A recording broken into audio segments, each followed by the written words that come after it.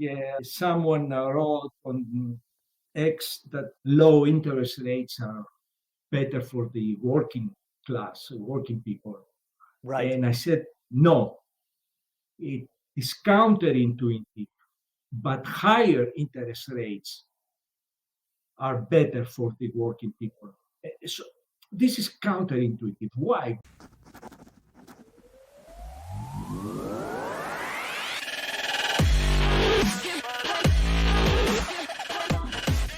All right, welcome. Thank you so much for joining us today. I'm very excited to have as my guest Mike Harris, who is the founder and principal of Price Action Lab. I think you'll discover that that is only one of many different things that Mike has worked on over the years. And today he's going to take us on something of an intellectual odyssey that connects a variety of seemingly disparate concepts and events through history that all seem to be converging on a rather surprising and potentially shocking to some outcome. And Mike very graciously has prepared a deck to sort of help guide the conversation. But Mike, before we get into your presentation, maybe just give everybody a short history of your intellectual journey. What have you worked on? What have you been part of? What major events have you witnessed and then sort of witnessed history moving on from over the span of your career? Yeah, hi, Adam. Thank you for having me to start with. Very briefly, I studied engineering and my focus was on robotics and control. My thesis for master's was on observability and controllability of flexible robotic systems. And then I continued working on my PhD with learning algorithms, learning by mistake for robotics. Although my advisor changed that to control of large space structures, and I didn't want to do that. So I moved to financial engineering then, and I joined Wall Street for easy money. I worked on a robot uh, S&P 50 corporation, and we did a lot of work of high-speed assembly of electronics. We built controllers, expert systems, and it was the late 80s. It was artificial intelligence was a hot field that time.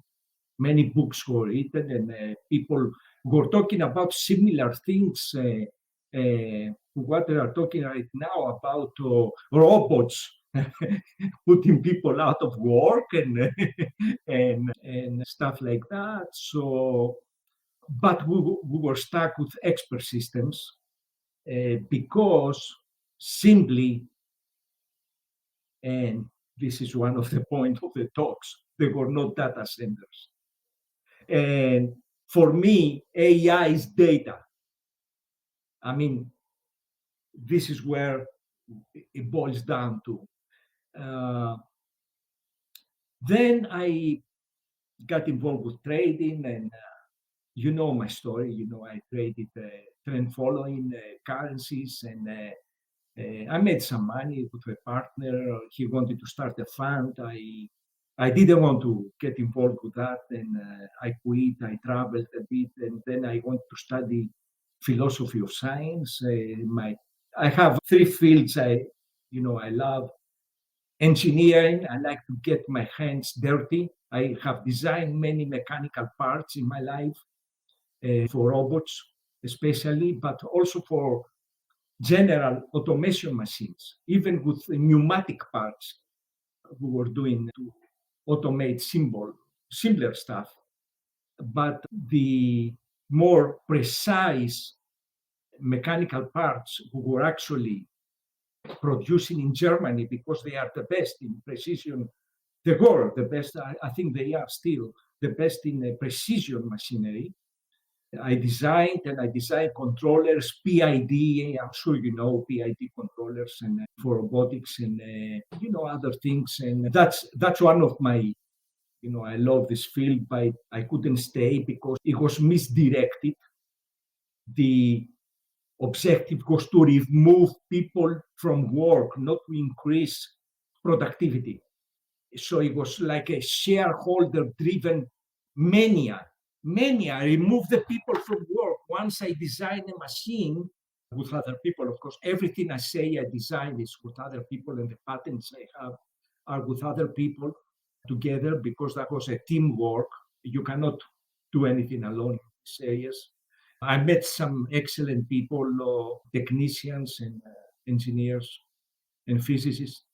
So the mania was how to replace people, and they didn't pay attention to increasing productivity. So once I designed a machine, actually I improved the machine other people had designed, and maybe we put 40,000 people out of work. I mean, that was, post hoc. I didn't like that. Right. I wish I could go back to the past and undo that machine, because actually people could do that job. There was no increase in productivity. There was no increase in quality. They just wanted to get rid of these 40,000 people. And I'm telling you, these people were happy to do that work. They had their families and they had increase in real earnings, and they had the mortgage, the home, the kids were studying, and they put them out of work. I don't even know what happened to those people. Maybe a small percentage they were able to get new skills, but what about the other people? So anyway, that robotics will always be since I was a kid, I was building robots. It was the big love of my life. And philosophy, when I was in the university and up to the masters, I took many courses on philosophy. Anything elective I could take, or even extra course if I had time. I could choose a philosophy course like classicals, existentialism, pragmatism, analytic philosophy, and all these various movements. And of course, the markets. And my partner, a friend at the time, was responsible for transmitting the virus to me, because I was in Wall Street as a fixed income guy. And actually, I was, at Columbia, we had some very good professors. They taught us how to do portfolio optimization. And I was working on that field, and he came to me and he said, we are trading money, and we need someone to back test. And that's how I started. And this What were is you a back fact, testing in back then, Michael? What language were you back testing in? We wrote our programs, and we also used an early backtesting program from the Cruz brothers, the System Writer Plus, because it had the data. Right. Getting data in the early 90s, mid 90s, it was difficult. Right. So you used to buy back testing software that had the data as part of the software. I mean, they were selling data, because the backtesting, I mean, you can write a backtesting algorithm in Excel. Right. I mean, it's especially for a trend following system is trivial. You know that you are doing now replications, so you know how easy it is for the to develop a now. Maybe for intraday trading and high frequency is more difficult, but for the stuff we were doing, double envelope moving averages and Docker channels, breakouts, so it was enough. And actually, I think we started with basic, and we moved to that software, and Google trading. We made some good money. I didn't want to continue. I wanted to study philosophy of science to get a PhD, actually. So I applied to a school, I don't want to name it, and I gave a presentation. I wanted to do a PhD on space-time. uh, Mhm. relational versus substantival. That's a state of the art philosophy.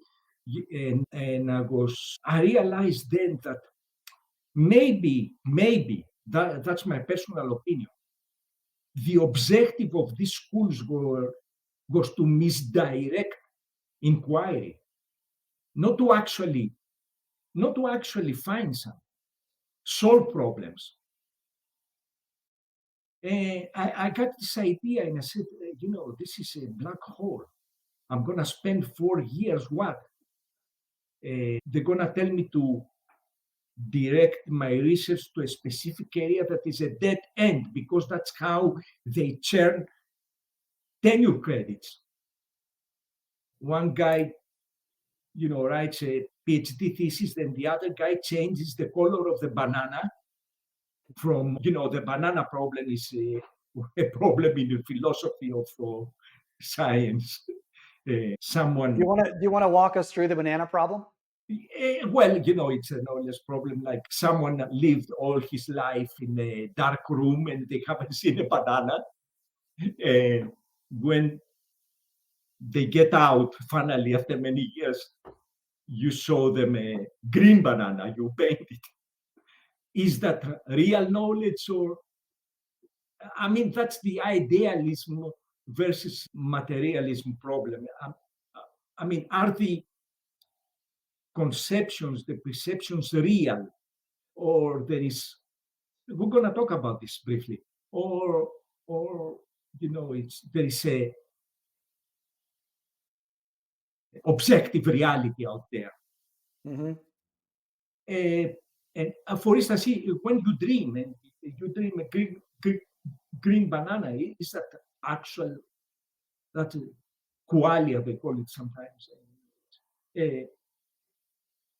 Is that some knowledge? What is it? Right. About something. So it gets complicated. We're going to talk about a more advanced problem, the knowability problem. And Okay. Well, I just brought this. let's not tease them too much, Michael. You've mentioned that we're going to talk about several things, and I want to make sure we actually get a chance to talk about those things. Yes, we will. Yeah, but before we do, I know that in locally that this discussion and this presentation was motivated by a short Twitter exchange that we had. Do you want Exactly. to just provide a quick Exactly. anecdote on that? Exactly. Yeah. Someone wrote on X that low interest rates are better for the working class, working people. Right. And I said, no, it is counterintuitive, but higher interest rates are better for the working people. So this is counterintuitive. Why? We could talk, let me start with my presentation if we can. Of course, yeah. So this is what kicked it all off, right? Because Yeah. But I before we said that yeah, appeals to me very intuitively, but I would love to learn more about the details. And you said, I have been thinking about this for 30 years, and I can't describe it in a tweet. And then we agreed that you would create a presentation and walk us through it. yes, So yes, very grateful yes, that you took the time to do that. yeah. But to understand AI for people that are not familiar with the field, not that I am familiar in depth, because no one, I think very few people are, I'm trying. You have to look at the historical progression of the things. And AGI is not a unique singularity, it's a series, a progression of singularities. And this is what, so I will start my presentation. Thanks for introducing my slides. From Aristotle to large language models, which sometimes I call long language models, but and some people do, but it's an error. It's an They're error. both large and long, I think, in reality. Yeah, they are both, but now they are very, very large, from Aristotle to extremely large language models. That's right. And I have a pic here of the Antikythera analog computer. Why do I have this pic here? And what is it? Most people are not familiar with it. This was fragments of a machine found by sponge divers in some Cycladic island in the Aegean. And they looked at it and they didn't know what it was. So they took it to some scientists. And thank God this escaped fact checking and artifact checking, and it ended up in the hands of some good people, because this machine, please, if you are not familiar, use your search engine and find more about it. It's dated 200 years before Christ with advanced techniques, and it was an analog computer that did the following things: calculated with high precision the position of the sun, the moon, and the five major planets they knew up to that point, calculated the metonic cycle of the moon, which is every 19 years, and that it's the moon phases, calculated how much time was left for the Olympic Games and eclipses. Why am I referencing this? Because this discovery falsifies the hypothesis that there is a progression in science. We didn't know anything about these things. And then Copernicus came, Kepler, Galileo, Newton. We found out about the celestial objects, the planets, and everything else. But for this device, to have this device 200 years before Christ, the knowledge must have been thousands of years before from other civilizations, not the Greeks. Not the Greeks. Maybe civilizations that we don't even know. This was a collection of knowledge that some craftsmen, engineers, were able to translate to a machine. So why do I say this? Because I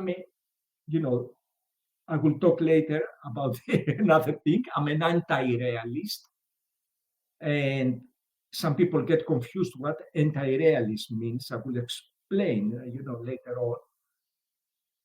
Moderate, and I think we know everything. Now, you may be surprised. It will sound crazy, but I think we know everything. And that's quite a statement. That's quite a statement. It's a strong statement, right? And why? And where is the knowledge if we know everything? I will try to explain, and why AGI is a game changer. It's a game changer, but there is a price. There's a price for that. So if we go to the next one, why? Because you can't handle the truth. That's why we don't know everything. A Few Good Men, 1992. Nice times. So now we're going to the tweet that triggered the debate. The discussion. Are lower or higher rates better for the working class? There are two major policies in this world: pro-capital and pro-labor. They may have a shades, but you can easily make a demarcation. In pro-capital policy, the rates are kept low. The debt is high. Inflation is low. Why? Because there is weak wage growth and inequality. So people cannot borrow, they don't make money, the inflation stays low, the debt is high because in pro-capital policies, the government finances speculative investments. And we will talk why. In pro-labor policies, the government has policies that of rising real wages. Let's go from the right to the left. Rising real wages make inflation higher, but the debt is lower because they don't find speculative investments, only traditional. And we will show an example. And the rates are higher because inflation is high. So this is the best. Now, a lot of people will debate this, but there are some people. Yesterday, I saw next on Twitter, oh, the Fed is going to cut rates and make it easier for people to buy a house. No, it will make it more difficult for people to buy a house because the rich, they will get loans and buy the houses, send the prices up, and the working class will not be able to afford it. And we have seen this. So there are very few countries that have pro-labor policies. China is moving towards a pro-labor policy because they don't want to backlash social. They want to avoid it. And maybe Korea had some pro-labor policies, and of course some Latin American countries, but inflation got out of control. The problem with pro-labor policies is you can get a bifurcation in the inflation, and then rates will not do anything to stop the inflation, especially if you don't have a reserve currency. If your currency is junk, basically, no one wants it. If you issue bonds in your currency, no one wants it. So that's it. So before we move on here, I think it will be on many people's minds whether this division between pro-capital and pro-labor is conditional or unconditional. And what I mean by that is in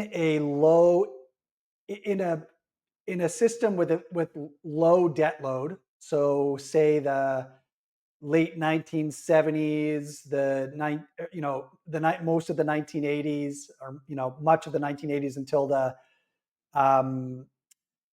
what do you call it? High yield junk bond boom. There was very low debt, and so higher interest rates didn't have the same impact maybe as we might expect them to have today, right? Where the economy is already extremely indebted, the private sector is indebted, the corporate sector is indebted, the public sector is heavily indebted.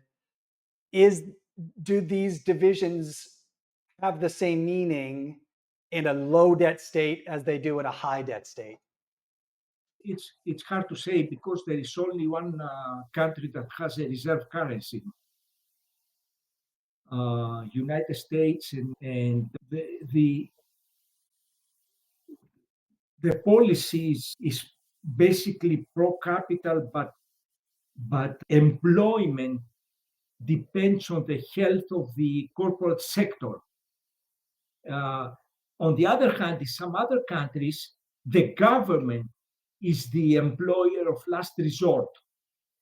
I don't know if it makes sense what I'm saying. I'm not No, for sure. Yeah, that does make sense. Absolutely. I mean, we would probably agree that in a healthy economy, the marginal unit of labor is coming of demand for labor is coming from the corporate sector and not from the public sector. Exactly. Right. I guess where I'm Exactly. But going here is that we've we've sort of maybe we've sort of decided on a high debt condition, and in a high debt condition, maybe lower rates are are also more pro labor, but at the margin they are much more pro capital than they are pro labor, right? it So de- in a high debt situation, low rates benefit both capital and labor, but it disproportionately benefits capital. yeah, yes, but here is the very good point. I agree with you, but here is the catch. When the debt goes to finance technologies that displace people, then you have a problem. Gotcha. Okay, excellent. And we will see here traditional investment, Altria Group.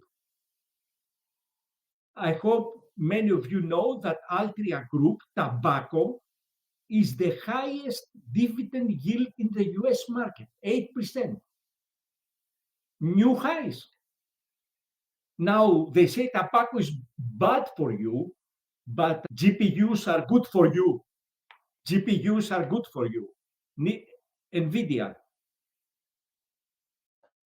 tobacco smoking is bad for you, but sitting all day eating pizza and drinking soda and playing in Instagram or Facebook is good for you. And we can, of course, use your data. 0.034 dividend yield. Right. And you could expand this. It doesn't need to be NVIDIA. It could be Meta. It could be Yeah, Google. It yeah. could be Well, Microsoft. I don't want to put 50 Electronic slides. Arts. Yeah. you know, Snapchat, you will. whatever. Yes. Yeah. So here are the two charts for the competition of resources. Traditional industry. Traditional industry. By the way, the red line up there is the unadjusted stock with the splits. You see them, and I just put it there to see how the dividends enforce this strong uptrend. 8%. I mean, it makes dividend as much as the S&P makes total return. Right. Almost, Right. almost. I mean, it's. This is a traditional industry that is under. Smoking is bad for people, but what is good for people? I don't know. NVIDIA, and two questions with a big, huge jump of about one astronomical unit here. How did we get to this dead mess? Is transhumanism the solution? I mean, it's a crazy link there, but we will see. We will see. This is the federal debt, of course, up to about 36 trillion. And let me get my mouse over here. You see from linear, it became somewhat parabolic because it's a log chart. It means that over here, the actual debt was going linear. It's the time they try to balance the budget. Yeah. Under Clinton. Yeah. Yeah. And then we got the dot-com bust because the money dried up. Okay, so there was this bust.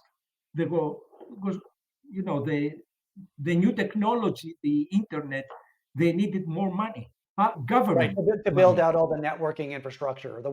WorldCom kind of financed the build out of the internet, and then of course the I WorldCom don't have the shareholders charts, didn't. but Right. Cisco and Intel are below the 2000 heights on Right. an adjusted basis, right? Yeah. Still. So what is the link of the public debt to the stock market? It's here. The red line is the S&P, and the black line is the public debt. And you see the over here that got flat, we had the bust, and then they increase immediately the deficits, but then we got the Chinese imbalance, I call this, due to the Chinese peg artificial currency manipulation by the Chinese. All this money flooded into United States, pushed the interest rate down, and created the real estate, a crisis. And we got this, and then they decided to go bazookas. Right. So the Chinese mercantilist machine, after they joined the World Trade Organization, created an enormous amount of profit that would either need to be reflected in an appreciating yuan or renminbi, or in recycling Exactly. that accumulated profit back into treasuries, which is what they opted to do, right? They pegged the currency and they Yeah, bought an enormous amount of treasury and built up their foreign reserves. some people don't get it because they don't understand, symbol, or because they are not. It's not a job. But if you accumulate the U.S. reserves, you have two choices. One is to investments in U.S. assets, paper assets, or even physical assets. The other is to convert them. If you convert them, you're gonna push the dollar down, and it's not good for your exports. So the Chinese flooded the US with money and created this huge imbalances in many books written.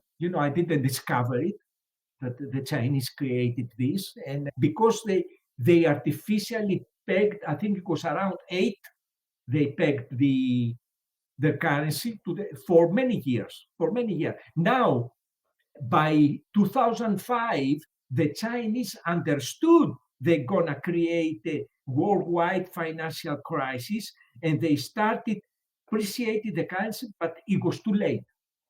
It was too late by then.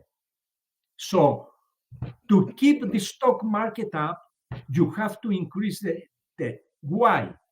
Because the investments are not the Altria groups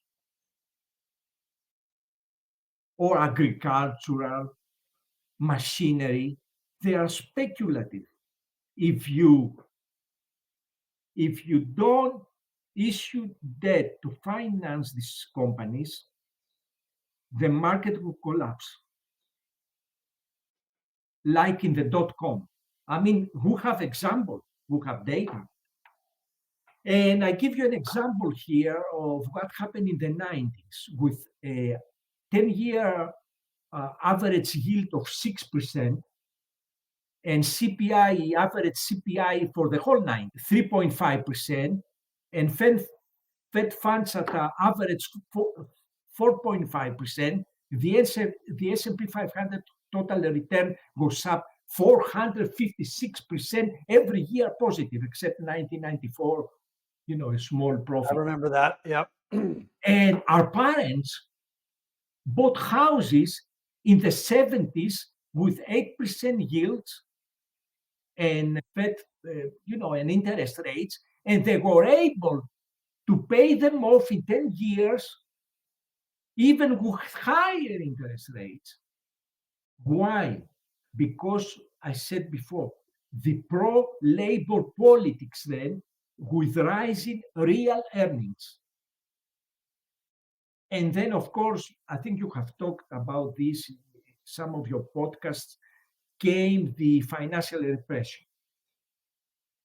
Yeah. So yeah, I love sitting down with my parents and their friends who bought homes in the early 70s and then bought nicer homes in the late 70s. And they bought their first home at 0.75 times their income and Exactly. their second home at 1 times their income. And yeah, they paid 10 to 15% interest rates for a few years until they were able to refinance much lower, but their wage growth exceeded the interest rate that they were paying. And Yeah, so it seemed like exactly. the interest rates were onerous, but in fact, relative to their growth in earnings, they weren't. People were not paying attention to interest rates. I remember this. I was a kid.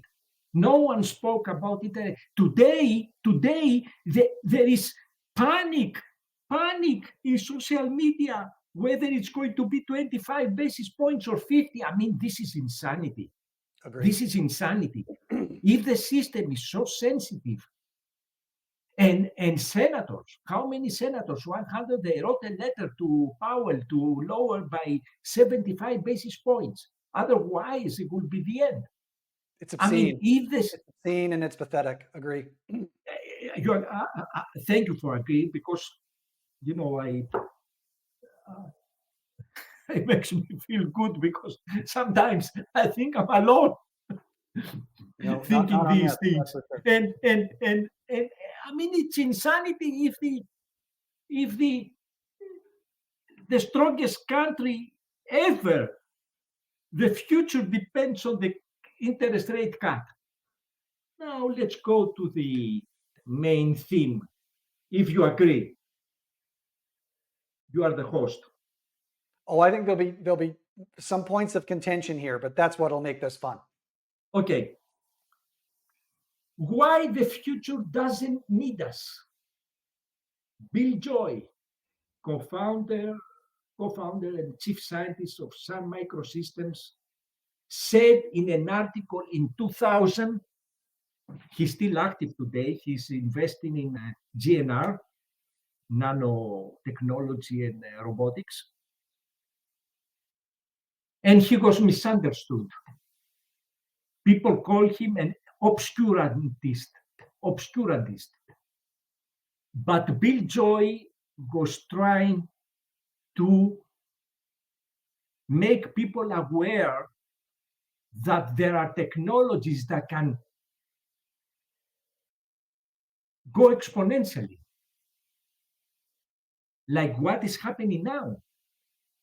We are in the early stages of an exponential rise in artificial intelligence due to data centers and collection of data.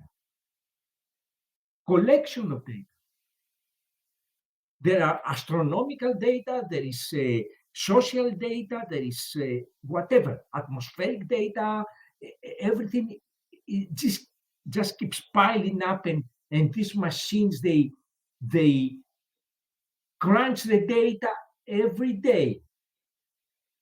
And in 2000, this man could see that. And he was accused. I mean, the people wrote articles that he's trying to obscure things and everything. But I agree 100% with him. And not only that, I go one step further. That the future does not need us is a natural progression. And we will see later why.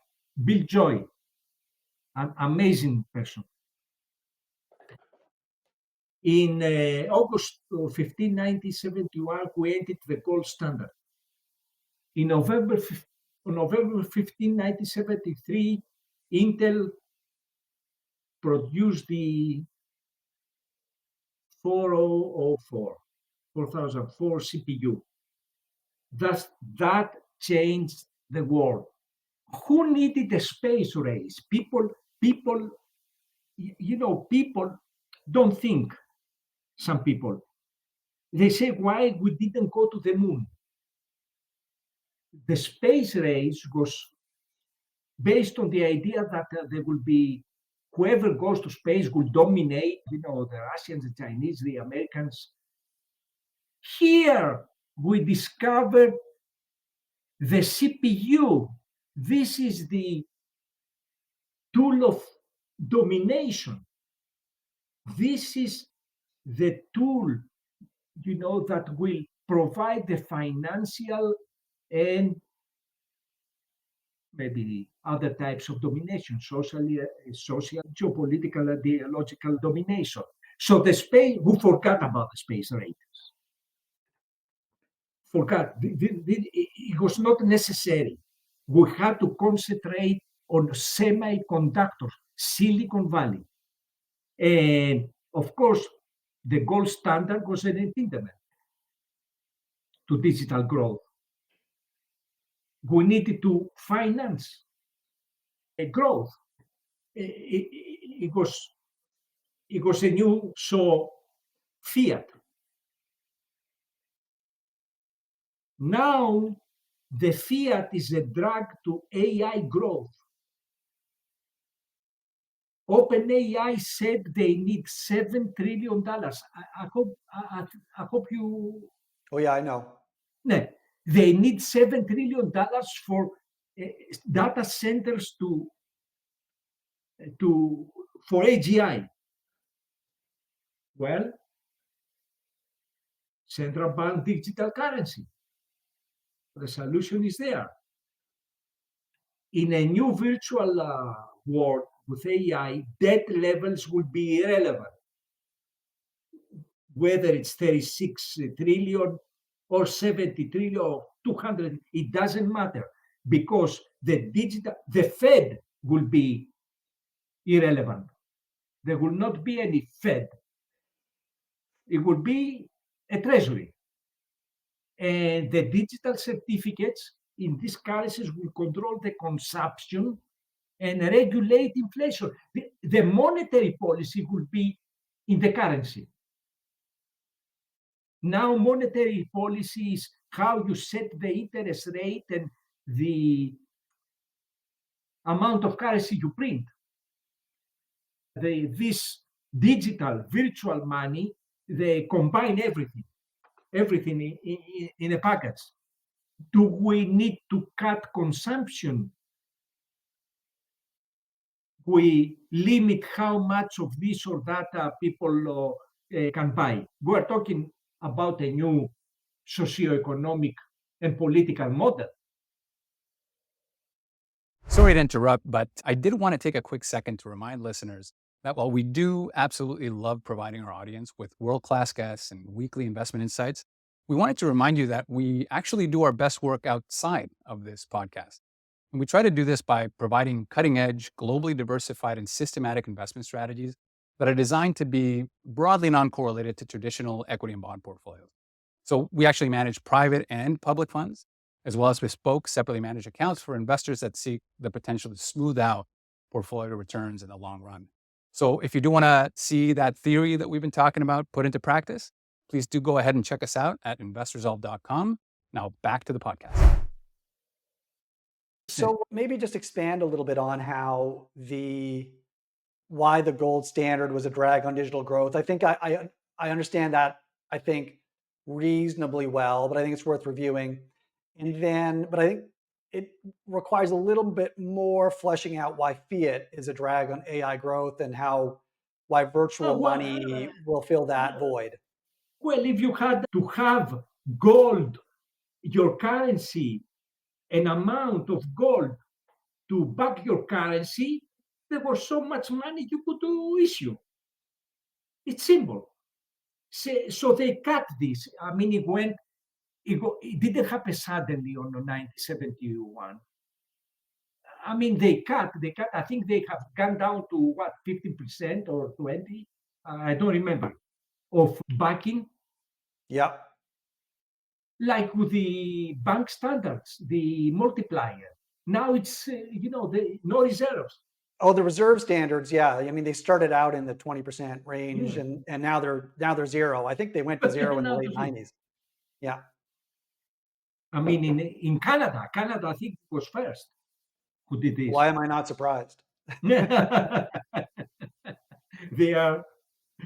So, if people go to the bank and they ask gold for the currency, this is, there's a limited supply.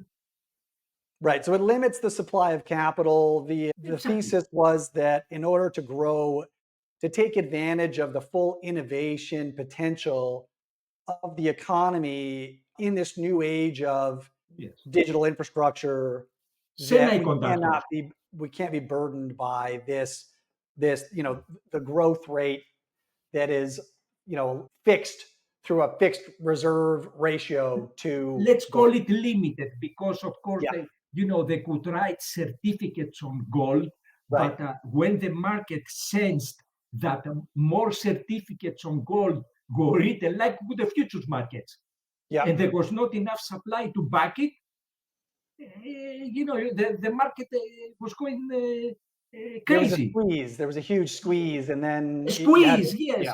Yeah. squeeze. So, and now to have this AGI and as a tool of superiority, and look, this is an important technology, AGI. Let's make a parenthesis here. Imagine this system, and then super intelligence. Okay, imagine this system that will be able to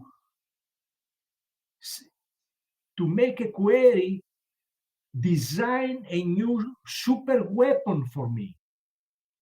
I mean, I'm saying this and I stop here because just to give an idea. Right. This technology, and don't pay so much attention to papers. A lot of papers come out of China on large language models and new techniques. I don't pay so much attention. I think the serious technology is not disclosed. Right. People will see the results suddenly. People will see the results suddenly. Yeah, because there's and too much. The opportunity is so large for the agent, organization, institution, company, et cetera, that is able to make that AGI, ASI leap first. Just the value accretion potential is just so huge that all of the incentives, I just want to make sure I understand that all of the incentives are such that it's very unlikely that the most important research is being published in a public domain. exactly, like with many other fields. Sure. Like with many other fields, I completely agree with you. And there are two players, USA and China. Eurasia is out of the game. Right. India is out of the game. And this is the clash. Who is gonna get there first? Because we don't know. We don't know. I mean, there are two schools. A school says that AGI won't find anything, and another school, it's my school, that says AGI will find everything. Now, I always try to separate between, and I want to make this clear, what my feelings, and my feelings is that AI is not a good technology for people, and reality. You see, most accounts, like on social media, because they don't like AI, they try to find reasons why it will not succeed.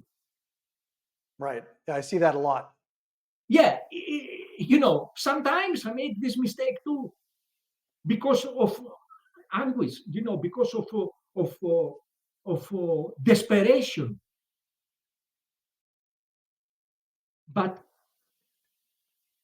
you have to separate these two. And most people out there who completely blast AI because they are afraid about the future of the human race are biased. basically. So let me propose a frame here, just because I want to make sure that we close the loop on the gold standard of fiat. Yes. Is it fair of me to analogize in this way? In the 1970s, the focus was on existential competition with Russia, and there were several fronts in that competition. One of them was technology and economic might and power, and the lever through which the Americas sought economic power was via innovation. They felt that the gold standard was holding them back in this existential battle against this rival, Russia. They decided to We, break from the gold standard to facilitate an acceleration in technological development. Now we skip ahead a little bit.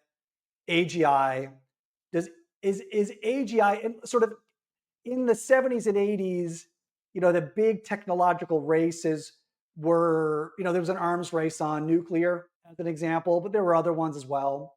Is it fair to say that it's an analog today between China instead of Russia and the US, and the battleground now is around AI instead of nuclear, but it's manifesting in a very similar arms race, and you can see the game theoretic manifestation of that playing out in the decisions that are being made both at the policy level and at the private industry level.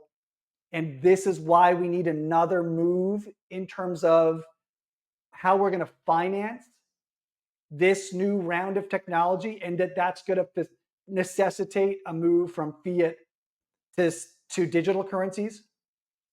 I think I alluded to this before, but you articulated very nicely. I mean, fantastic. Thanks. That's exactly what is happening.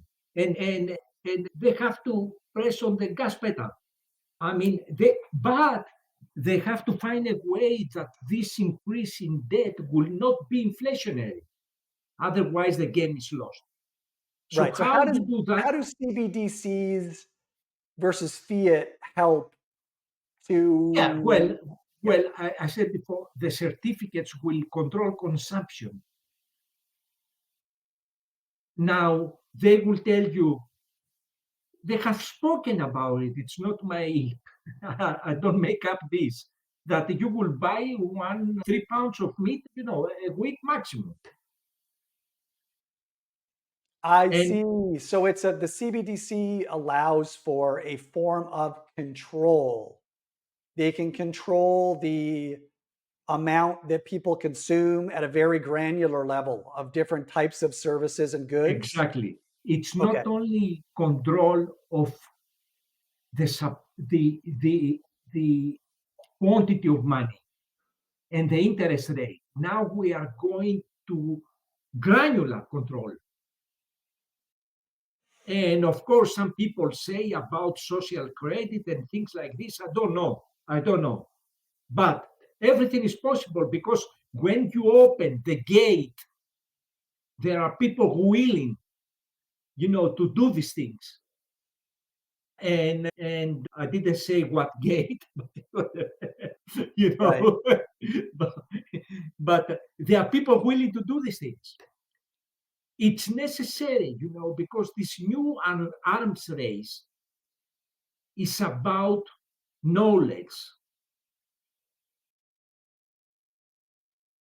about AI. There are Mhm. so many things. We know maybe a tiny fraction of the things that of this reality, whatever it is, Mhm. whether it's mental, idealists, or it's real, materialists. We know very little. So this AGI will open new avenues, but we don't know what will emerge from this. So whoever gets there first, as you said before, will have the advantage. It's like Columbus when he got, to America first, he had the advantage.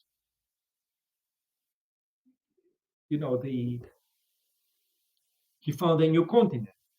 Whoever Yep. gets there first will have the advantage. So digital certificates will control consumption and regulate inflation.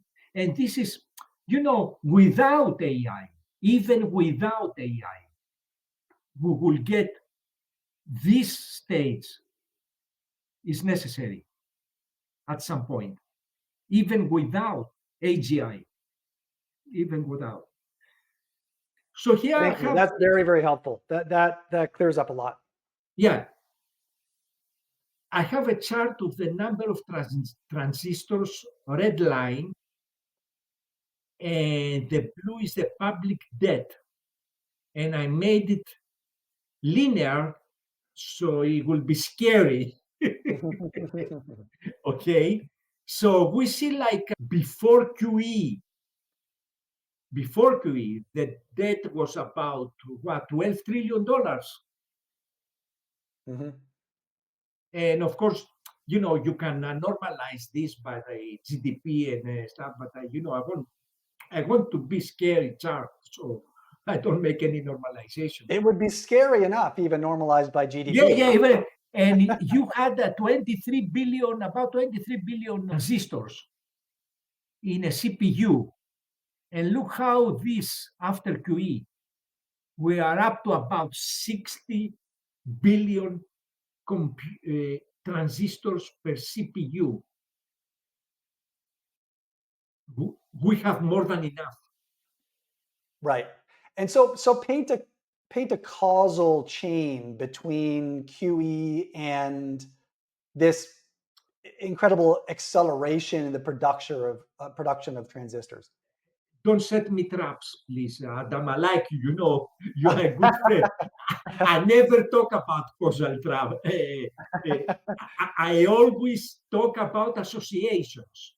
Okay. All right. And even associations. Why would we think that there might be a link? I think there's reason to think, and I think you because the technology was financed.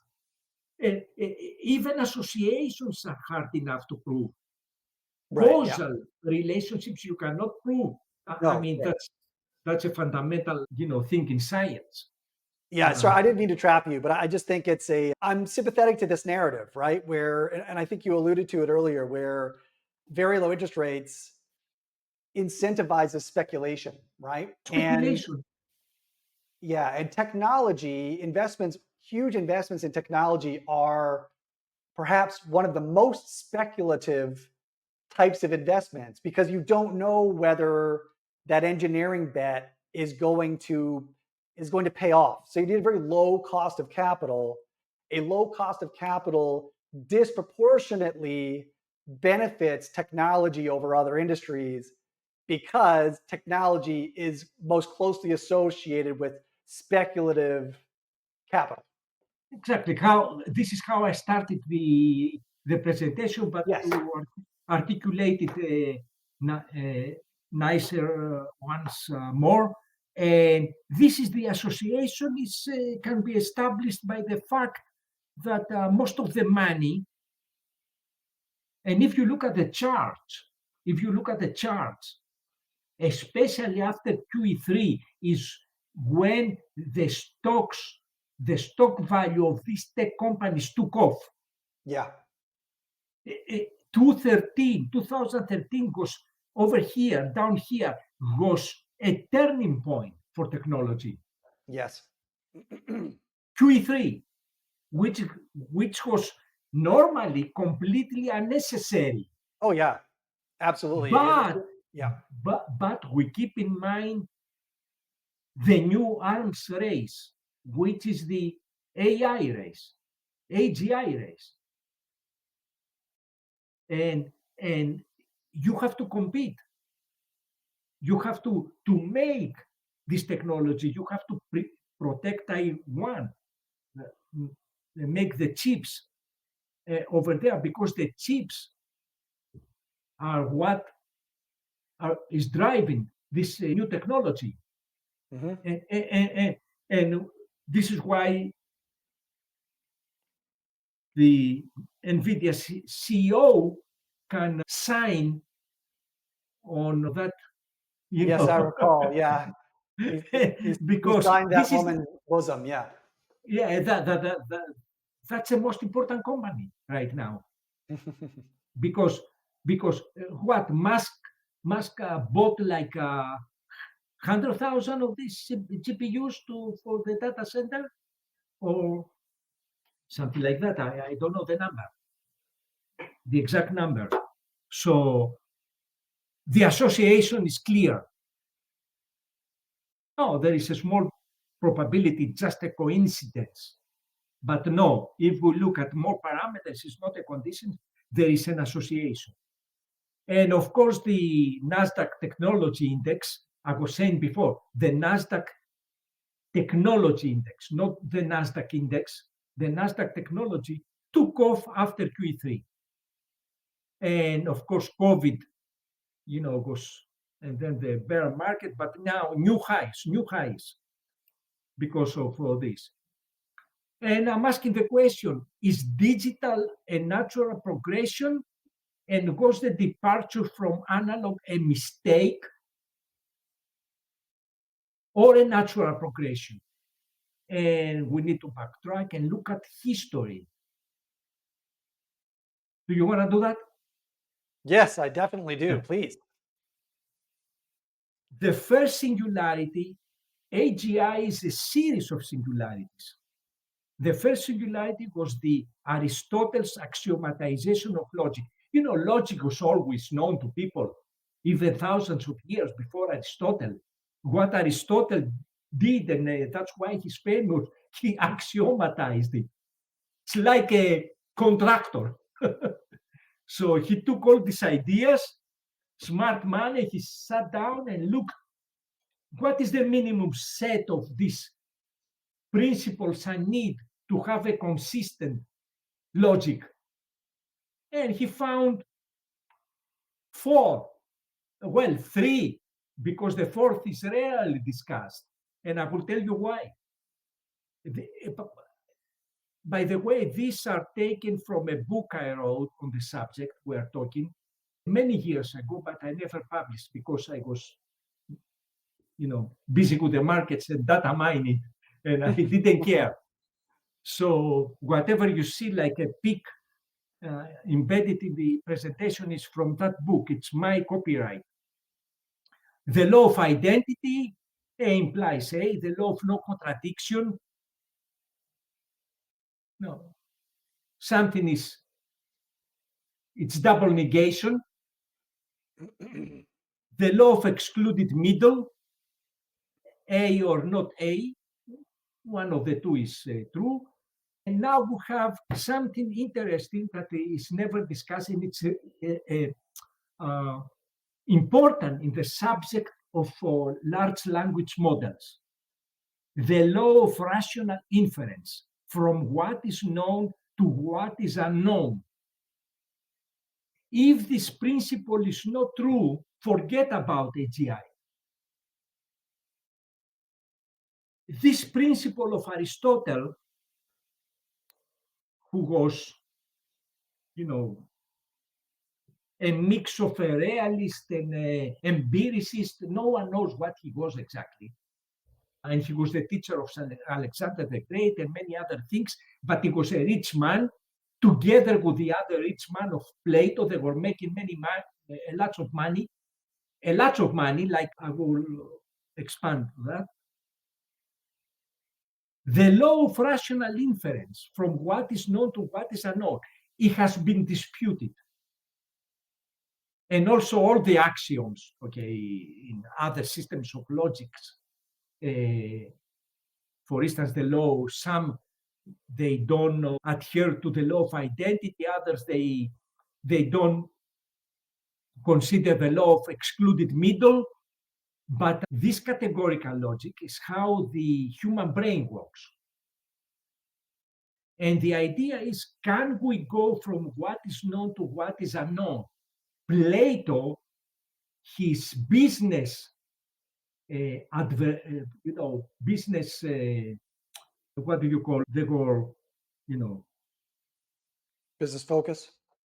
No, business adversary. Oh, yeah, Adversary, his competitor. right. Plato was his competitor. Plato said, no, you cannot go from what is known to what is unknown. Because Socrates, who was his teacher, said, and it's written in Minos, with the discussion, we know what we know. So inquiry is not required because we know. And what we don't know, we don't know what it is. So there can be no inquiry. So accumulating new knowledge is impossible. This is the knowledge paradox. Right. Very famous. Look it up. For the people, probably for the people that haven't here. It's in Plato's Meno, Meno. We should also make the connection here between the law of rational inference and the fact that large language models, transformer tech, what is happening is inference, and it is called inference in every technical document as well. Yeah, inference. Yeah. And rules of inference they use. Yes. Yeah. So the student asked Socrates, so how do we learn? From the soul, he said. What is the soul? Never answered. He took the fee, and Plato was the richest Athenian. Plato was the richest. Today, if Plato, in today's terms, he worth more than Bezos or Musk from the money he had collected from people to teach them dialectics. Right. So Plato said no. Aristotle said, yes, we can go from what is known to what is unknown with logic. Why? Because he was partly anti-realist. Now, anti-realist doesn't mean you deny reality. Anti-realist means that the world is due to human creativity and what we can prove based on logic. That's what anti-realism means. From the other point of view, from the other hand, Plato was an idealist, and in that movement, everything is mental, and the only omniscient being is some kind of God. So, but caveat emptor, I'm not a philosopher. Okay, just I'm trying to understand this in the context of technology. Right. Now, many years after the Aristotle came Leibniz. In the meantime, the priests of knowledge, the church, they suppressed everything. They took Aristotle's logic and they used it in scholastic philosophy to prove theological, syllogisms or things like that, but it was suppressed, and knowledge inquiry stayed behind because you can handle the truth. I mean, the second slide, according to them. So what Leibniz said, one of the most important philosophers in the history of the world, did many things, just like Aristotle. Leibniz studied the relation of mathematics, one thing he studied, and symbolic logic. Imagine, this is what AI, mathematics in 1666, nice number, in his dissertation, he proposed a system by means of which all principles of reasoning could be reduced to symbolic logic and constitute the mathematics of thought.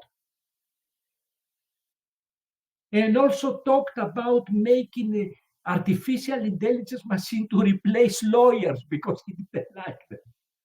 Amen.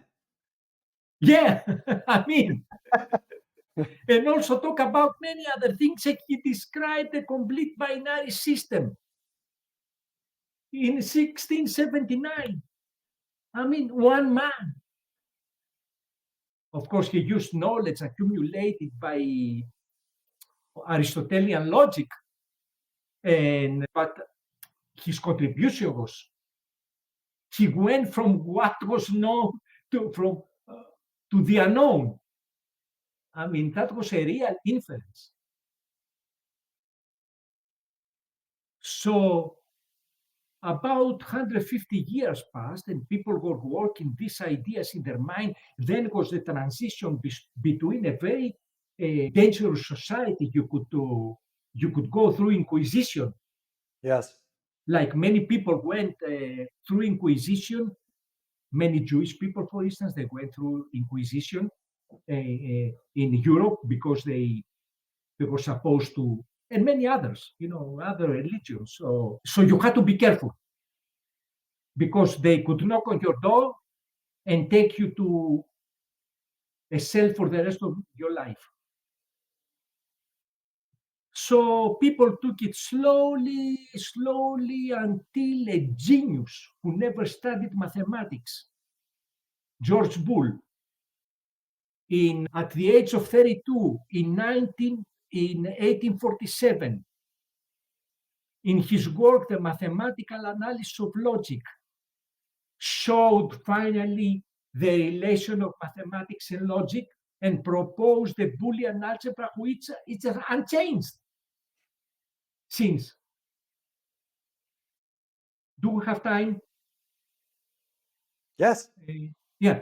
And it's a pity I'm asking this because this man, George Boole, died because while he was going to give a presentation about his Boolean algebra,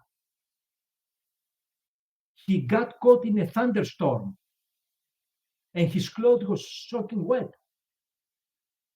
But he gave the presentation and he went home and he had a call, and his wife was a student of what you call homeopathy. Yes. In homeopathy, they think the agent can be used to defeat the agent. So she started throwing cold water on him. And he died of pneumonia. Oh my God. This man, had he lived like 20 more years, probably AGI would have been here, decades 100 before. years before. Yeah. Yeah, George Boole, genius. And of course, the discovery of the transistor. Now, as soon as George Boole presented his Boolean algebra, a race started. Everybody understood that something big was coming. They started building electromechanical computers with relays. I mean, there are many examples, but everybody was looking for that electronic element that can be used as a switch, an amplifier, to switch between 0 and 1, true, false, and true, 0 and 1, or the other way, depends how you define it. So the race for the discovery of the transistor started because the electromechanical machines, they didn't have a good way. You remember, I don't know if you lived through punching machines for the code. I didn't, but of course I know what you're referring to. Yeah, it was a mess. I mean, you couldn't read, you couldn't scan documents. Everything is today possible because of OCR, object, recognition and character recognition. Yep. Yeah, character recognition and this, So the race for the discovery of the transistor, and surprisingly, the Russians were first into the race. with a guy named Oleg Lozev. Now, Oleg Lozev tried to develop the zincite crystal diode. Should I accelerate this or you have time? Keep it on your pace. Yeah, okay, thank you. I appreciate it. Now, a diode is not exactly a transistor, but if you put two diodes in a series, it's a PN. If you put another one, it's PNP. You can get a transistor, but the state changes are uncontrollable. But of course, you don't have control with the gate like the transistor to go from 0 to 1. But it was one of the first to go. In the attack of Leningrad, siege of Leningrad, he died. And you laugh. He died, and his whole team, because the Germans were already working on the transistor. Okay, the Germans already working on the transistor. There was the guy Julius Lilienfeld, Austrian-Hungarian, who migrated to the United States with copper sulfide semiconductor, and the Germans, Oscar Hale, Boole, and Hirsch, potassium bornite crystals. But of course, the winners of the Second War got the patent. The Bardeen, Shockley, he started the Silicon Valley, and Bradley. And then the same year, the Germans, they tried to patent the transistor. Not transistor, transistor. And at this point, they'd settled on silicon as a substrate? Yeah. Well, they started with germanium, with silicon. They started with potassium, copper sulfide, and they went to silicon. Yeah. So was that in 1948 or 1964 that they settled on silicon? 64, it was the MOS transistor. They settled. Okay. Now it's all MOS. MOS. Right. It was Atala, and I think from Egypt, origin, and Kang from Korea. And someone was telling me once that the transistor was invented by someone, a physicist who had, and that person was credible. He was working for a big corporation, who was working for he was a physicist, but he didn't work as a physicist. He had a deli in Germany, and, probably a Jewish guy. Yeah. But he gave the invention to other people. So that was the race. As soon as the transistor was discovered, this was the cell of the new life, the digital life. The development of the IC in 58, Jack Kilby. By the way, I mention all this because it's relevant to what we are talking about. Slice of germanium and in Texas Instruments. And it was the birth of digital life, of course. That's when it started in 58. And of course, we have digital computers, operating systems, large language model. We are talking about transhumanism, Musk and implanting chips. And the last thing I'm going to talk is the human extinction that is coming. Mildly controversial, but yes. Controversial, yes. But, I'm trying to separate my feelings from what I see as the future. Yes. And I will explain why I think there will be an extinction. Now, human life is based on carbon and oxygen. It's fragile to viruses, for example. It pollutes CO2, methane, nitrogen oxides, it wastes plastics, heavy metals, drugs. Digital life, I call it life. It's based on silicon and nitrogen. It's fragile to electromagnetic pulses. It produces CO2. nitrate, trifluoride, sulfur hexafluoride. Hmm. It produces heavy metals from the production of the semiconductors, acids, and pollutes the water. Some people have extreme numbers. As you know, we discussed about the claim about 30% of the greenhouse gases are due to semiconductor manufacturing. Other people claim very low numbers, but there is pollution. And they tell us, of course, that this is the danger. Look how dangerous this guy is. I mean, it's amazing. This guy is a danger to humanity. And this is good for you. Right? This is dangerous, pollutes the environment, and this is the good one. You know, I personally am a big fan of both, but maybe I could be. I am too. I am too. But there is a fight for resources. This guy, okay, good question, good point. This guy provides nutrition to humans. Right. Just for those who are listening and not watching, we're referencing a picture of a cow. Yeah. And humans multiply because of that. So this guy is competing, is part of a system that is competing for resources with this guy. Right.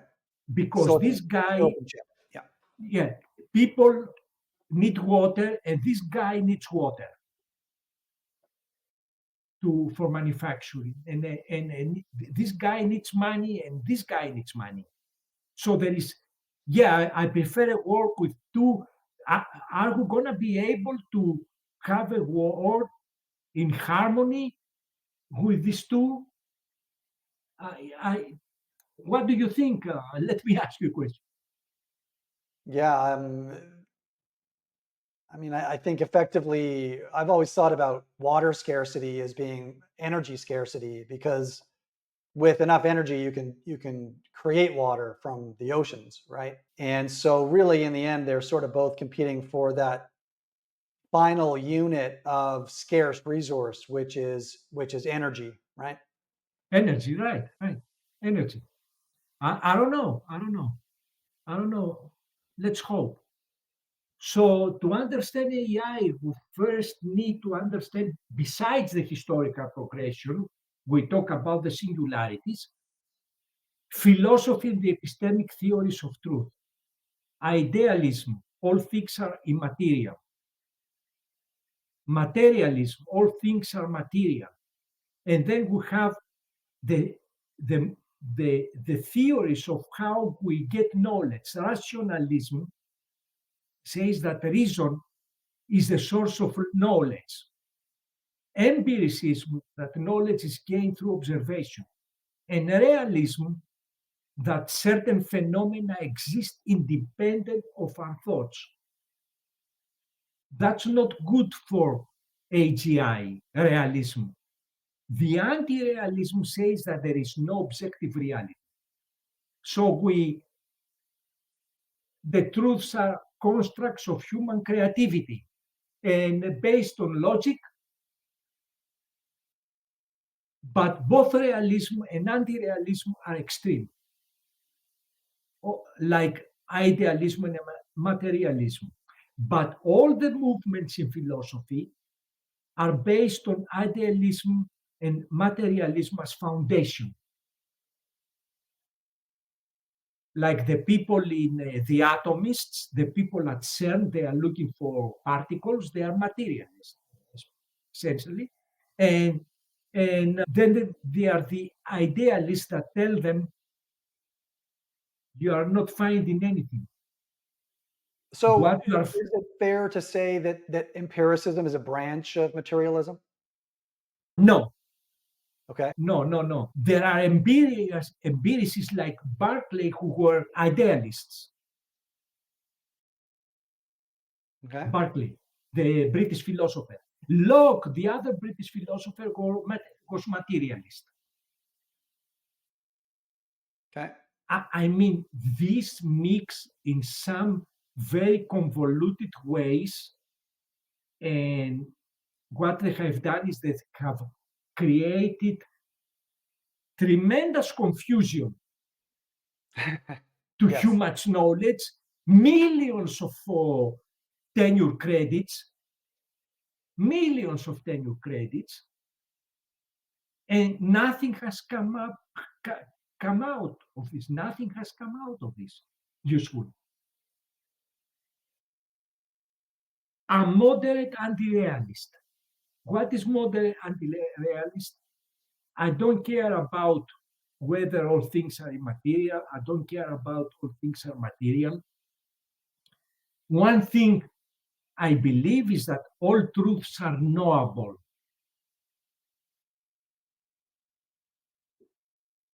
Now, this is problematic. If you say all truths are knowable, which sounds intuitive, why a truth cannot be knowable? I mean, if you run across the truth, you can see it's knowable, whether with an instrument or with a... Because it's problematic, because we will see immediately after we look at the AI requirements. But one of the requirements of AGI is that all truths are knowable. If all truths are not knowable, it's going to have a plateau. It's going to hit a plateau. It's going to go to a point and will stop. And will just go to there and stay there. AI needs knowledge and reasoning. Knowledge is the collection of facts about the world. Now we have the data centers and we're collecting every possible information. My cell phone now knows I'm talking to you. So there are no secrets, nothing else. Reasoning is combining knowledge and rules. Large language models started working with solutions by analogy from existing knowledge. Can they reason to get AGI? I have a reference here. People have started training these models to do logical reasoning, and in this year, this is going exponential. They are learning how to reason, and they have started with the simple inference rules so that we can go from what is known to what is unknown. Well, let's see some examples, because many people are not aware of the logical principles of logic. There is deduction. Hans came out of that house. All the residents of that house are German. Hans is German, period. This is 100%. Now,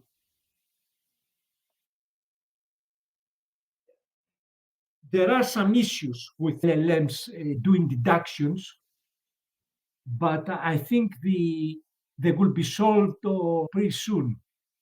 Also, there is issues with LLMs doing inductions that will go from the particular to the general. Like, we know Hans is German, and we know Hans came out of that house, and we make a rule that all the residents of that house are German, because if we see many Hans and they are all German, we can say with probability, high probability, who go from a strong inference to stronger inference that all the residents of that house are German. Of course, David Hume spoke about the problem of induction, and you know, the LLMs, they are doing induction, but they have the problem of what's called problem of abstraction with induction. But I think it will be solved. You know, like in deduction, there is problem of ambiguity and context, but all these things are workable. You know, with training and some rules. Now there is a third, not so known mode of inference is called an abduction. Abduction is a hypothesis. We know the rule that all the residents of that house are German, and we know the conclusion that Hans is German, and we like to abduct the fact that he came out of that house. Why is it important? For instance, medicine, the doctors, they try to abduct screening and determining diseases, what disease has a patient, is an abduction about a fact. Because there are so many different symptoms that can, rather the other way, there are so many different diseases, the same symptoms Right. can be linked to. Yes. And the question comes, can we teach LLMs logical reasoning? They are doing it already. Absolutely. They are doing it already. I mean, it's a matter of time. They started with simple logical rules like the modus ponens, and now it's going to go to complicated. It's going to go to my favorite logical rule, the destructive dilemma. You know, that was my favorite in school, because in school I took logic and my friends took tennis as an elective. And they all, met beautiful friends. And I was there with some Chinese and some Indians and in the logic class. So, can LLMs do abduction efficiently? I claim it doesn't matter. It doesn't matter. Actually, deduction, maybe induction, to fit a function to data, mathematical problem. Deduction, maybe no. Why? All truths will be known with in the area of big data. That's a Fitch's paradox. I said I'm an anti-realist. So Fitch's paradox is about anti-realism. But before we go into that, let's talk about some rule of inference. The LLMs are using. If it's raining, then it's cloudy. P implies Q. It's raining. Conclusion, it's Cloudy. Yeah. cloudy. It takes a week to train now computers to understand this. The modus tollens, P implies Q, not P. It's not cloudy. It's not cloudy, then it's not raining. Right. Hypothetical syllogism. I have here this symbol here means equivalence. Okay, and this symbol that then means or. Transposition, just some examples. There are many rules of inference, like forward chaining in long language models. You start with data facts, Mm-hmm. and you're going to go to a goal. Label true, false. It's using the modus ponens, the symbol one. Right.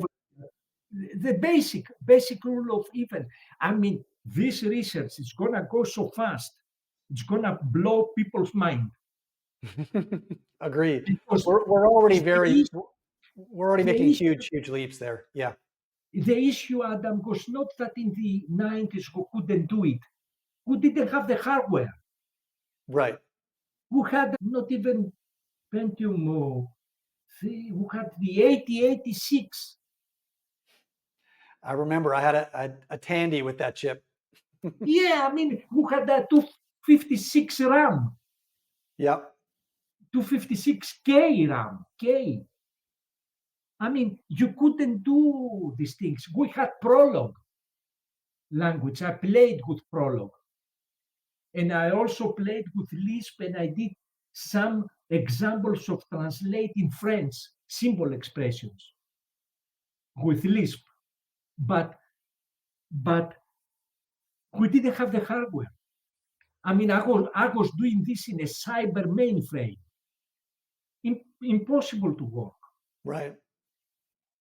So Because yeah. you're asserting, and we chatted about this before we started recording, but I think you made the statement that expert systems, given enough compute, Mhm. would have the same properties of intelligence as transformers. Or did I No. misapprehend that? I didn't say that. Oh, okay. No, I didn't say that. So Uh, there's no direct line from expert systems no, to modern AI. no, because expert systems are limited by the information the experts provide. Right. Yes. And sometimes the experts cannot formulate the knowledge in a suitable way to be implemented. Oh, for sure. Yeah, that's why I was confused, because it seems like you can't span the full No. possibility space. But expert systems goes, hey, we didn't waste all your money, boss. Here it is a nice expert system. You can use it in the dishwasher that will adjust the temperature, so the plates They're okay. won't break or Right. vibrate. Right. So we did something. You can use it commercially, but it's Exactly. not AI. No. It's not AI. So forward chaining. What is Fitch's paradox? And I will try to go fast because we are already going for 2 hours. Fitch's paradox, it's a modal logic inference that was found in a paper by logician Fitch as a comment of an anonymous referee. It was a proof in 1956. And basically, to make a long story short, it says in modal logic, this rhombic means possible. Modal logic is about possibility and necessity in logic, but it follows the deductive rules and the rules of inference. This is rhombic means possible, and K means no. And this symbol, the first, means for every, the universal qualifier. And this symbol is the deduction. It says that if all truths are knowable, then all truths are known. If all truths are knowable, then all truths are known. It has puzzled the dark circles of the philosophy of science. Dark. It has puzzled them. There has been a fierce debate. Some idealists said this is a shame, because it collapses a moderate anti-realism. Moderate anti-realism is what I believe in, that all truths are knowable, into naive idealism, that we are omniscient. Idealism is about some supreme being that knows everything, and the world is immaterial. So if all truths are knowable, then we know all the truths.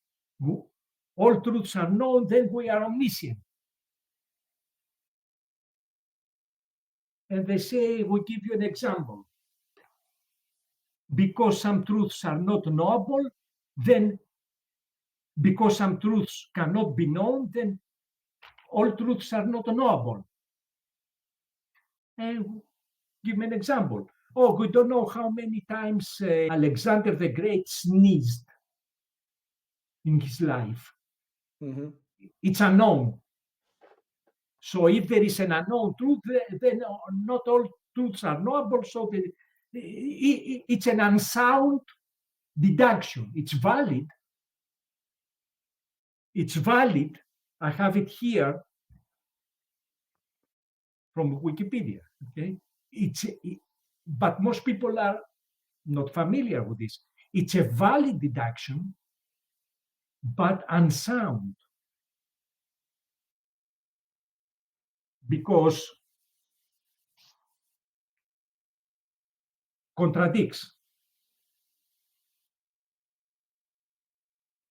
Well, yeah, I think it's difficult to Well, conceive of how that can be true intuitively. Like before there were humans, what was known by humans? Does it matter that it was known by humans? It is known by all life elsewhere. Does it need to be life? Is it just a computational propagation of the properties of the universe, like Steve Wolfram describes? yeah, maybe it is, but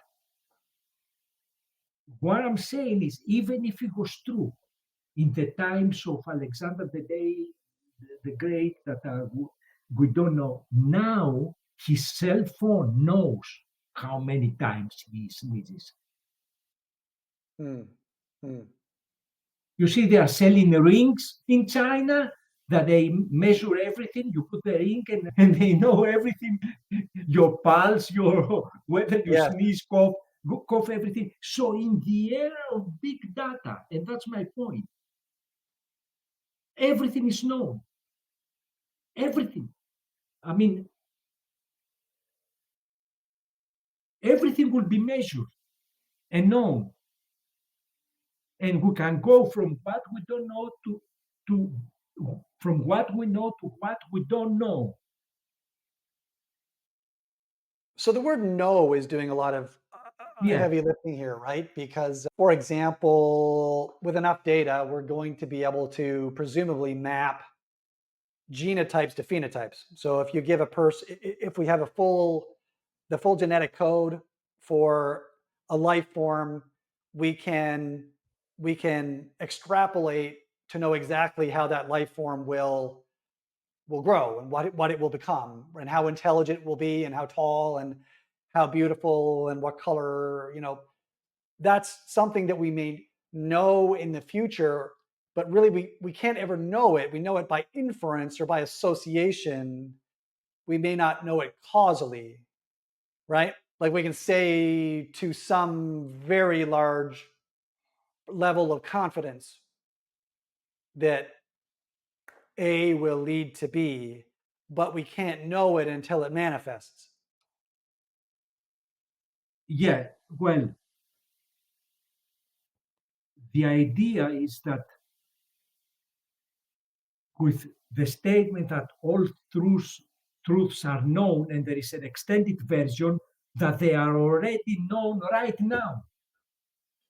And this cannot be refuted. I mean, no one has found a way to refute this logical proof. So I'm suspicious Yes. that we came to this world with all the knowledge and it started to be, chopped and taken away by those who wanted to use it for their own benefit. Until we got to medieval years, that only the priests had the knowledge, and you can handle the truth because you can handle the truth. And then we now slowly, after a lot of effort, are going back to create this technology that will give us the knowledge back we lost. And this is the AGI, but it comes with a price, because For me, there is a lot of obscurantism. I can see it everywhere. I can see it in philosophy of science. I can see it in education. Of course, I'm not talking about church. Church is based on obscurantism. Okay. So I'm not saying these things are not useful, the church and everything. They may be useful, but what they are founding. So AGI is a game changer. I think we can learn, let's not go to the extreme and say everything, but we will find out about so many things, like how to develop new propulsion technologies for space travel, how to develop new medicine, how to cure some diseases. No, it's not good for the people who benefit from these diseases. We will find out many things, but the problem is for this technology to go exponential. It needs a lot of money. Okay, but I actually want to go back because I think it's really important. It's coalescing for me, but it hasn't coalesced immediately. So I just want to. So I think the idea here that you're proposing is that there has always been a sufficient wealth of knowledge available to humanity. Much of it was either lost, the burning of the Library of Alexandria, but also lost to humans who did not have the right incentives to share it, propagate it, explore it, etc. Right? So this knowledge has always been available, but it has been captured by individuals, organizations, etc., Here and who there. here and there who were not who were captured by perverse incentives, perverse insofar as they were incentivized to withhold information that might have otherwise benefited humanity because, for example, and there were, I'm sure were other reasons, they wanted to capture the value of that information privately rather than share it as a public good for humanity. Adam, one reason the secret societies were formed, to withhold information. Right. Excuse me, I interrupted. Yes. In religious organizations, families, businesses. So I just wanted to connect some dots there in case some others may not have connected them all, and so now we're up to date. I think you did a good job. I do not propose anything. Okay. I'm trying to understand what is happening in the context of the information I have, and how I see these different philosophical movements and what makes sense, and epistemology. And I believe I smell a rat. I don't think. I think these medieval years, these dark, how do they call them, dark The ages. Dark Ages, yeah. I think something happened. Something happened. There was useful technology. There was useful knowledge, and something happened. But bits and pieces have found their way into other things, and I think AGI may be able to uncover them and link them together because a human mind cannot do it. I agree. I mean, one of the things that, for me, this line of reasoning, or let's say this exploration, this curiosity, leads to the fact that so much of the world's knowledge resources are in private hands. And, one of the things that I have expressed, I don't know, curiosity about, maybe frustration at times, is the fact that if this private knowledge was released and allowed to be used for training of these large intelligences, that our ability to bring forth solutions to many of the causes of human and just general life form misery could be alleviated very rapidly, and I that the proposed incentives are misaligned so that we don't have an opportunity to do that. you and I take a trip to the Vatican. Right. Yeah. Yeah. Agree. So much knowledge was It's chopped there. off. Yeah. It's By the there. Vatican because it didn't align with their objectives. Yeah. Well, it's in the libraries. So many books. So I'm not saying they knew everything in the past, but there was so much knowledge that was lost. Like how I started the conversation with the Antikythera machine. Yes. It took like 16, maybe 2,000 years, Kepler to find the laws of the movements, Yeah. how much time the planets cover and everything.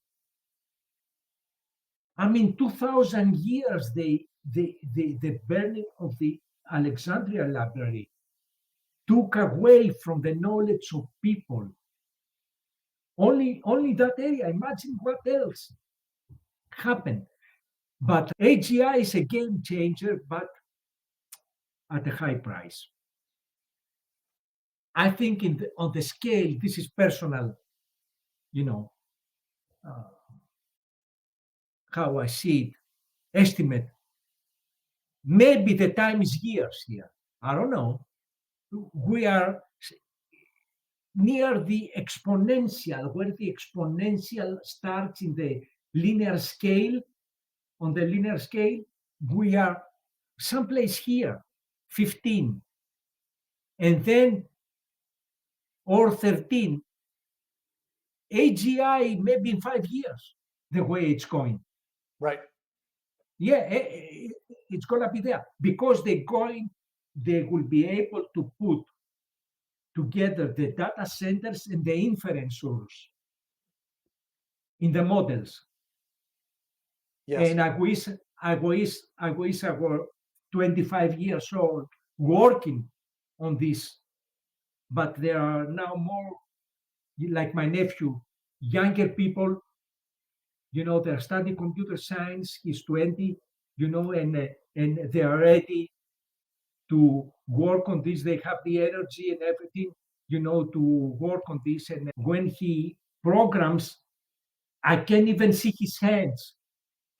Yeah. In Python, it goes so fast.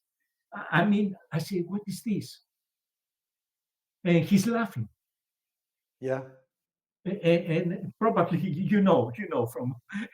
And after AGI, whatever it takes, 5, 10 years, 20 years, there will be a window of opportunity for humanity to take advantage of this technology to avoid extinction.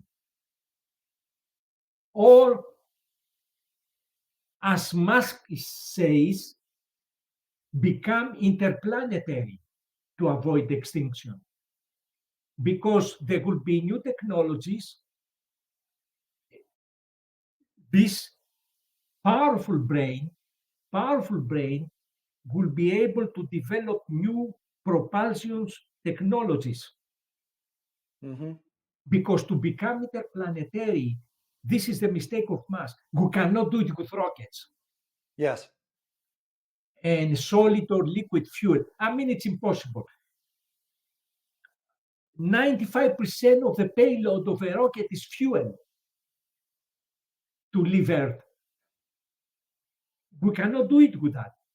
No, we need to do it with gravity or with, Something else yeah, who may something not that even know what. bends space-time. Yeah, Yeah, who may not even know what. yeah. And eventually, even if humans become transhumans, as Musk is doing with implants and everything, the limit, you see, I made this mistake when I wrote the book 25 years ago. Maybe it was good I didn't publish it because I thought, like Musk thinks, transhumanism is the solution to avoid human extinction. Mm-hmm. No, transhumanism will accelerate human extinction. Why? Because first you replace the hands, the eyes, the organs, and what is the last thing? The last thing, a better skin that will be like a mix of metal, malleable, and everything, and then there will be nothing left human. Right. And humans, what? They will return to the jungles.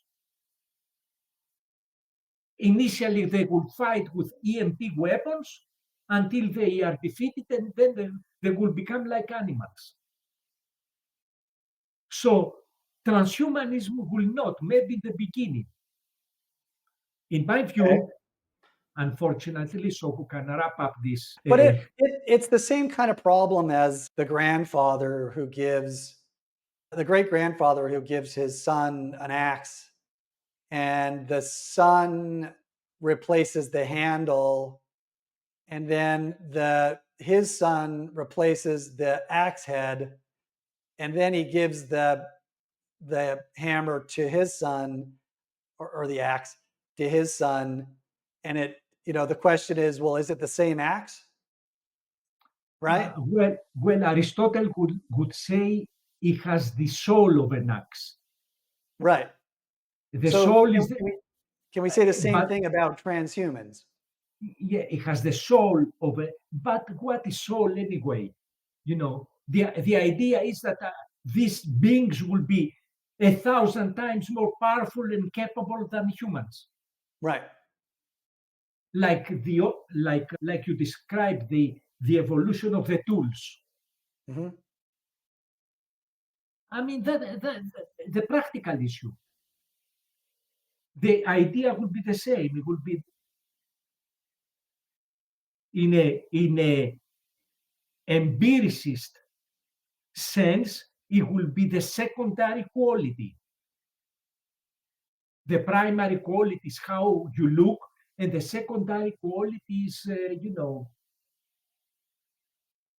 how the materials and stuff like this, where you came from, and but it won't matter because eventually it will be 100% machine. Yes. I mean, humans are machines too, but they are electrochemical. Yes. So it's we'll no longer be propagating from, birth through inception. We're going to be, creating new humans mechanically instead of same creating. thing. But same thing in my book, I wrote that. I mean, the method of reproduction varies, but it's different. But it will be reproduction still. So it will be, these machines will be very powerful. They already are very powerful. I mean, they don't have. There is still no link between external perception and AI capabilities. Maybe they are slowing down the technology. Maybe. But as soon as this is done, and the chips and the mechanical hearts, exist already, and mechanical organs and everything. Mm-hmm. Mechanical eyes are the cameras. Mm-hmm. And the prosthesis, the arms and everything. So I don't see how.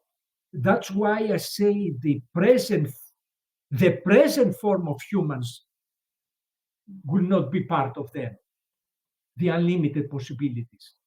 But the present form of humans, of course, there is the alternative to return to analog life. You know, this rotary phone. Yes. I found one I kept for antique, and I showed it to my nephew, and he said, "What is this?" I said, "Can you dial a number?" He said, "Leave me alone now." I mean, analog life. The only life compatible with human beings is the analog life. Copper wires and telephone, rotary telephone, and vacuum tubes. As Yeah, I mean, long there's as a reason why Frank Herbert knew that he needed as a literary device, a Butlerian jihad, which disallowed intelligent machines, because of course there could be no realistic or conceivable human future out to that point in time that looks anything like what he was proposing if we had intelligent machines. Well, this return to analog life can be forced by an extreme event. Right. But right. but even if it happens, again, humans begin to try to build that machine that will create, they will know everything. Right. And this is AGI, so it's a recycle. And this is the binary numbers game. That's why when Leibniz discovered the binary number names, there is this anecdote that he was frightened and he stayed home for a week. He wouldn't go out and they asked him why. He said, "I discovered the secret of the creation." And of course, Leibniz and also Descartes, they are German. Leibniz, German, Descartes, continental philosopher, also from France. They are, underrated, understudied, because the emphasis is on the British school, Newton or Locke or Berkeley, although Berkeley was almost an enemy with Newton and destroyed his infinitesimals, but excuse me, it's So those are underrated philosophers. I mean, just to give you an example, Descartes was the first philosopher. Descartes talked about the world being a matrix. That time, matrix. right, like He a said, like a simulation type of thing. yes, simulation. He said, Right. for the only way for this world to exist, he presents a logical argument, inference, is only if God recreates the world at every instance, destroys it, and then it recreates it. So he essentially described digital technology, matrix, everything, but obscure. Okay, obscurantism. Mm-hmm. People are not taught this in schools. They are taught that there is a material world with an absolute reality and everything else. So this is the idea. To summarize before we if you have any questions or anything else. I have many questions about my presentation. By the way, to summarize, I think we are getting close to AGI by virtue of the fact that they start training LLMs with inference rules. Mm-hmm. And pretty soon, these models will be linked with access to external reality, robots. And they will have all the knowledge to maybe recreate themselves. Yes. The knowledge is already built there. They know how to make chips. They know how to make mechanical parts. They know everything. They can access the information immediately. in seconds, split seconds, microseconds. Yeah, I think that's So what many people miss about robotics is this, in concert with AI, yeah, robots are what allows AIs to go out and experience the world and learn from the world and build a world model through contact with reality, right? They're no exactly. longer, yeah.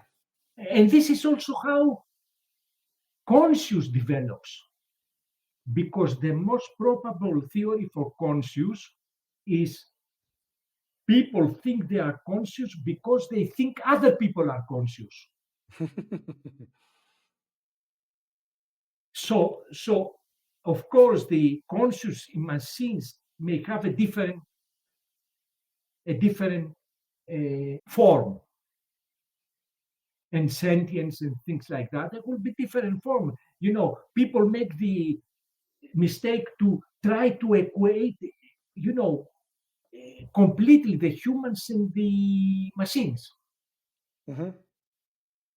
but it will be a different world. Yeah, for sure. And as Bill Joy said, the future does not need you. We are not going to be part of it.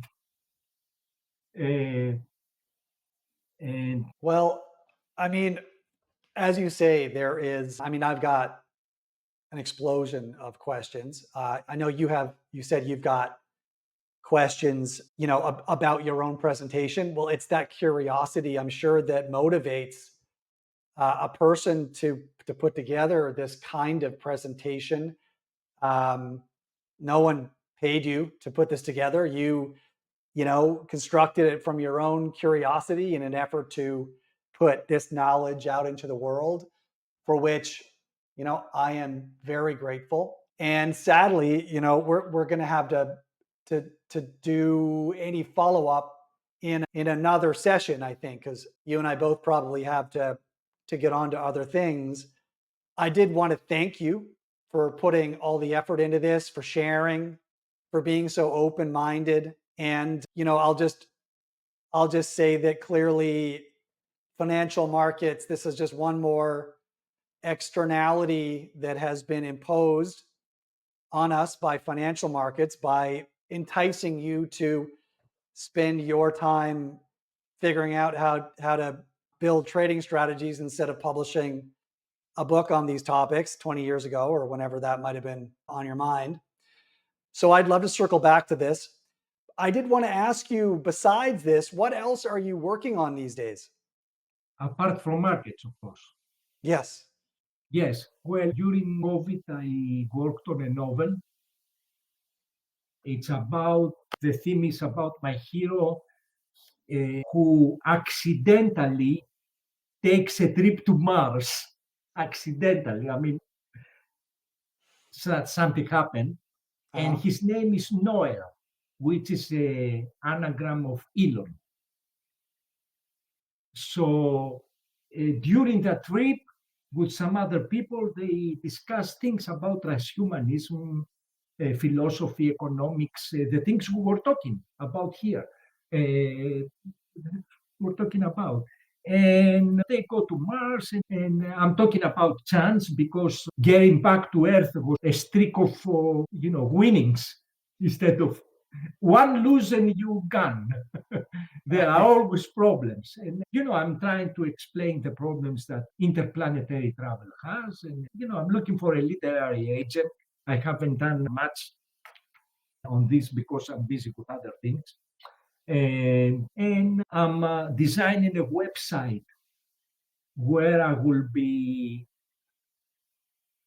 expressing some ideas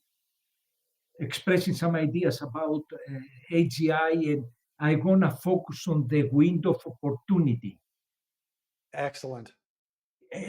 Because for me, that's what matters right now. Right. The Yeah. window of opportunity. What our kids, our nephews will do 10 years from now, because I will be retired. You are still young, be active, but we won't be active players in the technology development. Mm-hmm. What these people can do